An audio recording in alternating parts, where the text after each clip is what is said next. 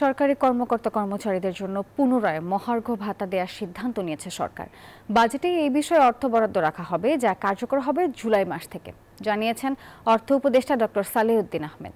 মঙ্গলবার সচিবালয়ে ক্রয় সংক্রান্ত উপদেষ্টা পরিষদের বৈঠক শেষে এসব তথ্য জানিয়েছেন অর্থ উপদেষ্টা।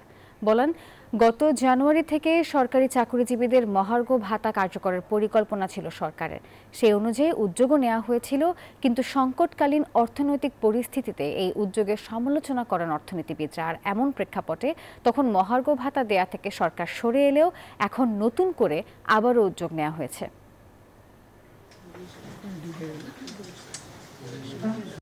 মহার্ঘ আমরা অ্যাক্টিভলি কনসিডার করছি। এটা নিয়ে আমি কনসিডার করছি, এটা কমিটিকে দায়িত্ব দিয়েছে, আমি ওরা ওয়ার্কআউট করলে আমার কাছে দেবে।